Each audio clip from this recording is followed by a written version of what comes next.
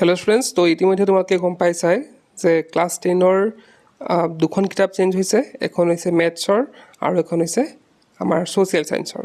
তো ছ'চিয়েল ছায়েন্সৰ যদি কথা কওঁ, তো ছ'চিয়েল ছায়েন্সৰ যোনখন পলিটিকেল ছায়েন্স আৰু ইকনমিক্স আছে সেইখন কিতাপ চেঞ্জ হৈছে। সম্পূৰ্ণ চেঞ্জ হোৱা নাই, কিছু পৰিমাণে চেঞ্জ হৈছে। তো কি চেঞ্জ হৈছে সেইখিনি কথা আজি ভিডিঅ'টো ডিছকাছ কৰিম। তেন্তে ভিডিঅ'টো ষ্টাৰ্ট কৰোঁ। এতিয়া দেখিছা মোৰ বাওঁফালৰখন হৈছে পুৰণা কিতাপ আৰু সোঁফালৰখন হৈছে নতুন কিতাপ। এতিয়া পুৰণা কিতাপখনত যদি আমি চাওঁ, আমাৰ পলিটিকেল ছায়েন্সৰ যদি চাওঁ প্ৰথমটো ৰাজনীতি বিজ্ঞানৰ, তো প্ৰথম চেপ্টাৰটো আছিলে ভাৰতীয় গণতন্ত্ৰ, ইনিচিয়েটিভ অফ ইণ্ডিয়ান ডেম'ক্ৰেচি। তো ইয়াতে কোনো ধৰণৰ চেঞ্জ হোৱা নাই, নতুনখনত পুৰণাখনত একেই আছে। নেক্সট আছে আন্তৰ্জাতিক সংস্থা, ৰাষ্ট্ৰসংঘ আৰু অন্যান্য। তো ইয়াতো কি আছে, আমাৰ যদি নতুন কিতাপখন চাওঁ, ইয়াতো আন্তৰ্জাতিক সংস্থা, ৰাষ্ট্ৰসংঘ আৰু অন্যান্য একেই আছে। ইয়াতো কোনো ধৰণৰ চেঞ্জ হোৱা নাই। এতিয়া চেঞ্জ ক'ত হৈছে সেইটো যদি চাওঁ, ইয়াতে যোনটো আমাৰ ইকনমিক্স পাৰ্ট আছে, অৰ্থাৎ অসমীয়াত অৰ্থনৈতিক বিজ্ঞান, তাৰে কিছুমান চেঞ্জ হৈছে। এতিয়া ইয়াৰে পুৰণা কিতাপখনত যদি আমি চাওঁ, ইয়াৰে প্ৰথম চেপ্টাৰৰ নাম আছিলে মুদ্ৰা আৰু বেংক ব্যৱস্থা। আৰু ইপিনে যদি আমি নতুন কিতাপখনত চাওঁ, ইয়াতে চোৱা নতুন চেপ্টাৰ এটা ইনক্লুড হৈছে, সেইটো হৈছে বিত্তীয় সাক্ষৰতা। তো আমি যদি আগৰ চেপ্টাৰটো আৰু বৰ্তমান চেপ্টাৰটো যদি চাওঁ আৰু কি ডিফাৰেঞ্চ আছে, আগৰটোত আছিল কি মুদ্ৰা আৰু বেংক ব্যৱস্থা। মুদ্ৰা ক'ত কেনেকৈ কি কৰে প্ৰস্তুত কৰা হয়, বেংকে সেইটো কিদৰে তেওঁলোকৰ কাম কাজবিলাক কৰে বা কিদৰে মুদ্ৰা প্ৰচলনত সহায় কৰে, সেইখিনি কথা আছিলে।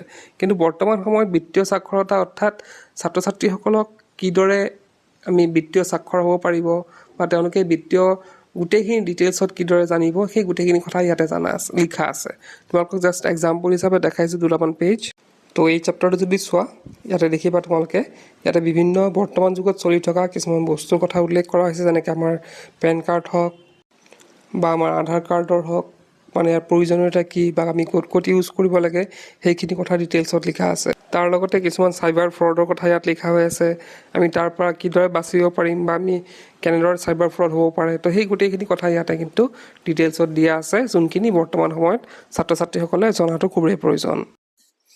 তো ইয়াতে আমি যদি চাওঁ নেক্সট চেপ্টাৰটো, ইয়াতে চোৱা অৰ্থনৈতিক উন্নয়ন, নেক্সট চেপ্টাৰটো অৰ্থনৈতিক নতুনখনতো অৰ্থনৈতিক উন্নয়নে আছে। কিন্তু কিছুমান বস্তু ইয়াৰ পৰা কিছুমান ইনক্লুড কৰা হৈছে আৰু কিছুমান আঁতৰোৱা হৈছে, যেনেকৈ অৰ্থনৈতিক বিকাশ আৰু প্ৰসাৰতা, সেই দুটাতে আছে। অৰ্থনৈতিক উন্নয়নো আছে দুটাতে, মানৱ উন্নয়ন দুটাতে আছে, অৰ্থনৈতিক পৰিকল্পনা আছে, নীতি আয়োগো আছে, গণতান্ত্ৰিক পৰিকল্পনা ইয়াতো আছে, ভাৰতবৰ্ষৰ অৰ্থনৈতিক পৰিকল্পনা সেইটো আছে। নেক্সট আছে উদাৰীকৰণ, পুৰণাখনত আছিলে কিন্তু নতুনত সেই উদাৰীকৰণ চেপ্টাৰটো নাই। নেক্সট আছে ব্যক্তিগতকৰণ, সেই ব্যক্তিগতকৰণো কিন্তু নতুন কিতাপখনত নাই। নেক্সট আছে গোলকীকৰণ বা বিশ্বায়ন, সেই চেপ্টাৰটো কিন্তু ইয়াতে নাই। হ'ল তাৰপিছতে এইখিনি অসমত চলিত পঞ্চবাৰ্ষিক পৰিকল্পনা, সেইখিনি বাৰু আমাক ইমান নালাগে। নেক্সট ইয়াতে কি ইনক্লুড কৰিছে যদি আমি চাওঁ, ইয়াতে চোৱা ভাৰতবৰ্ষৰ অৰ্থনৈতিক পৰিকল্পনা পাইছোৱে বাৰু, অৰ্থনৈতিক সংস্কাৰ সেইটো ইনক্লুড কৰা হৈছে, আৰু সেউজ অৰ্থনীতি, এই দুটা চেপ্টাৰ ইয়াতে ইনক্লুড কৰা হৈছে। তো এজ এ হোল যদি আমি চাওঁ আমাৰ গোটেই কিতাপখন, তো আমি দুটা চেঞ্জেছ পাম। প্ৰথম হৈছে ইকনমিক্সৰ প্ৰথম চেপ্টাৰটো, যোনটো কমপ্লিটলি চেঞ্জ কৰা হৈছে, আৰু তাৰপিছতে পিছৰ চেপ্টাৰটো হৈছে অৰ্থনৈতিক উন্নয়ন। অৰ্থনৈতিক উন্নয়নৰ ক্ষেত্ৰতো কিছুমান প্ৰশ্নৰ উত্তৰ নহয়, কিছুমান ছেকশ্যন কি কৰা হৈছে বাহিৰত ওলোৱা হৈছে আৰু কিছুমান নতুন ছেকশ্যন ভিতৰত সোমোৱা হৈছে।